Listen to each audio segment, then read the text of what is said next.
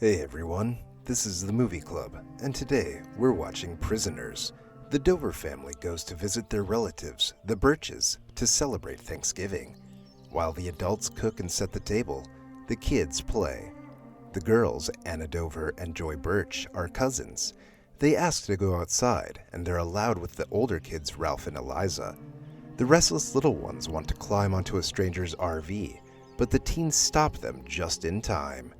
After dinner, Anna asks her mom to let her and Joy run to her house to find her good luck charm, a red whistle. The girls hum a little song and play.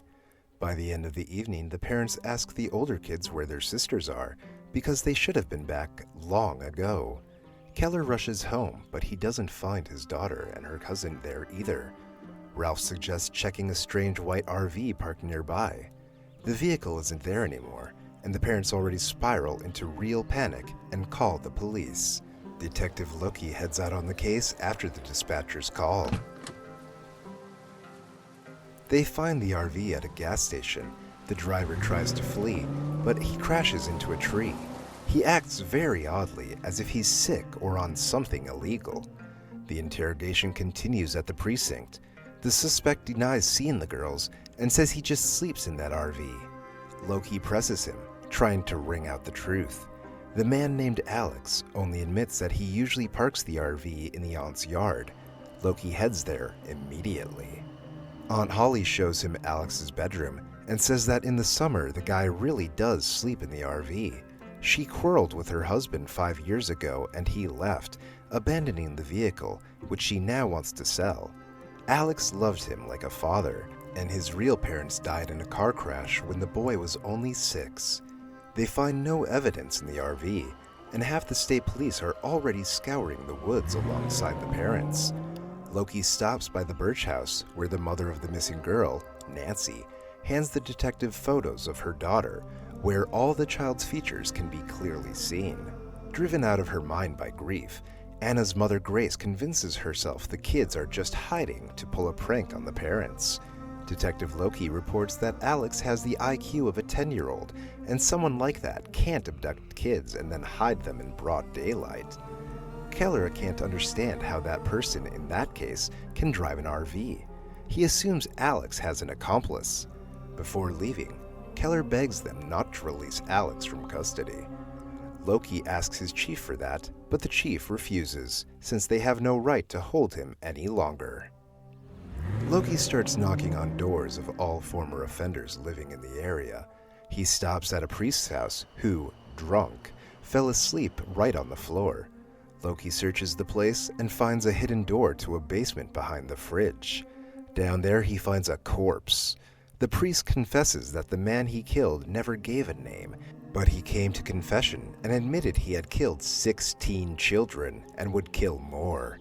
Grace tells her husband that Alex is being released. He races to the station and sees his aunt taking him home, helping her mentally disabled nephew sign papers.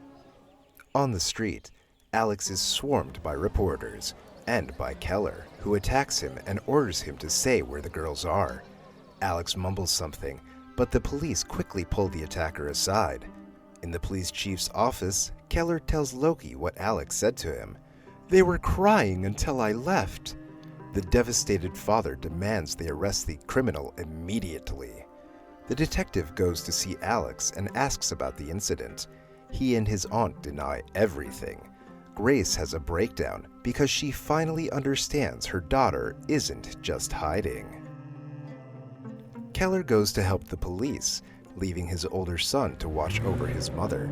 He drives up to Alex's house as the guy heads out to walk the dog.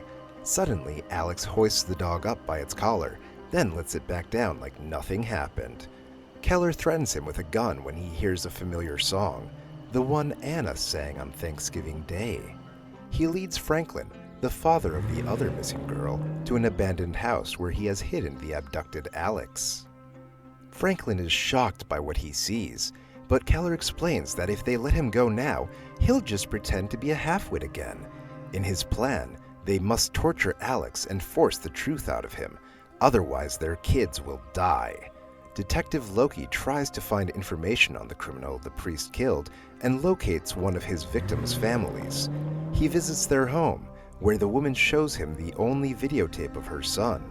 She is sure the man who took her boy 26 years ago is the one who took the girls now. The missing boy, named Barry, was also playing in front of a house where that RV was parked. At a new interview, the priest tells more about the guy who was waging a war on God. He snatched people off the street in broad daylight, and it seemed like he had a family. Loki is unhappy with how little this gives him. Keller keeps torturing Alex in his old house, but the man says nothing. When locals hold a gathering to support the parents of the missing girls, the detective notices a suspicious man who brings a toy. The second he sees the cop's gaze, he bolts. Loki can't catch him and circulates the suspect's photos everywhere. The tension mounts, and Keller keeps brutally torturing Alex. He is sure the guy had a helper, the one he left the kids with. Loki accuses his chief of pulling surveillance off Alex, and now the guy has vanished. The detective reviews the tape of Alex's interrogation, but he's called to a store where a cashier has spotted that same suspicious type. It turns out the man always buys children's clothes in different sizes. Franklin gets home very late after the torture session and confesses everything to his relatives. Franklin's mother-in-law, Nancy, immediately runs to Keller and asks to see Alex. His face has been turned into a real nightmare, and Nancy weeps and begs them to find her granddaughter, showing a photo. She unties Alex's hands, and he tries to bolt at once. Keller is furious and shows the Birches his new torture device. He has locked Alex in a shower where you can turn on only scalding hot water or ice-cold water. Franklin is against the idea, but his mother-in-law says they won't help. Yet, they won't stop Keller either. At night, that same suspicious man who buys kids' clothes sneaks into both the Birch and Dover homes. Grace hears him, thinking it's Anna, and calls Loki. In the Birch's basement, the detective notices big stocks and open bags of lye and asks where Keller is, but Grace is sedated and can barely tell him anything. The detective decides to tail Keller. Keller notices the tail and pretends he's heading into a bar. Loki says he suspects Keller of abducting Alex. Keller fires back that Loki is doing nothing and demands he look for his daughter. After that, Keller tortures Alex with scalding water when he sees the detective approaching the house. Loki slips into the building through a window. Keller lies down on the floor to make it look like he fell asleep there. He vents and explains to the detective that it's impossible to be at home because his wife keeps crying and begging him to find their daughter. Loki asks for a tour of the house, but he doesn't find Alex because, at the worst moment, the clothing clerk calls to say she spotted the suspicious man again and wrote down his plate. Loki pays him a visit and asks questions about children. The man stalls and tries to close the door, but the detective manages to subdue him and slap on cuffs. Inside the house, he finds piles of boxes with blood-stained children's clothes and live snakes, plus a diary with strange notes. Both families are called in to identify the kids' clothing. Keller comes alone, and he recognizes some of the items. Keller asks his son not to tell Grace this horrible news. The new suspect's name is Bob Taylor, but his interrogation yields nothing. The guy keeps drawing endless mazes he's obsessed with. Loki loses patience and aggressively asks him what he's drawing, and getting no answer, slams his head into the table, which brings other officers rushing into the room. In the confusion, Bob grabs a gun and shoots himself. Keller is on the verge of giving up on getting anything from Alex, but then Alex suddenly blurts out a line about a maze. Keller heads to see his aunt, who admits that Alex turned out this way because of childhood trauma tied to her husband's hobbies. He kept snakes. And they had a son who died of cancer, which broke the couple, who had previously been in Christian proselytizing. Loki is even more confused and tries to make sense of Bob's drawings.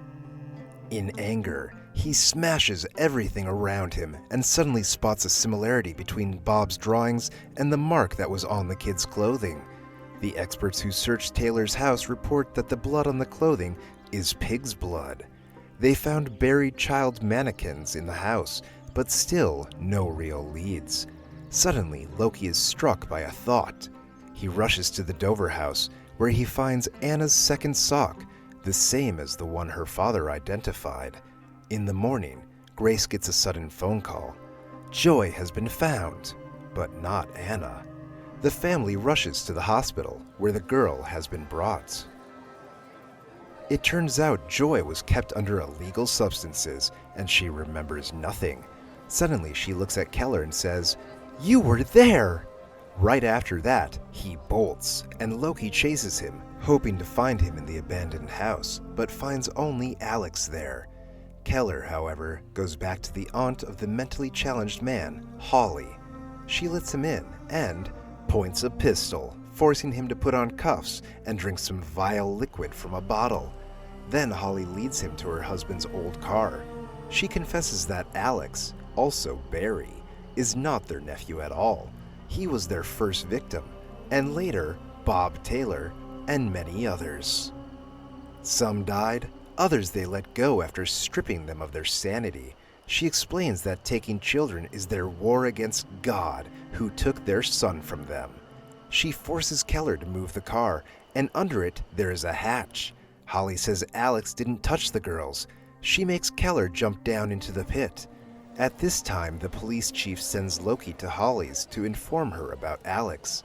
When Loki steps into the house, Holly is with Anna at that very moment.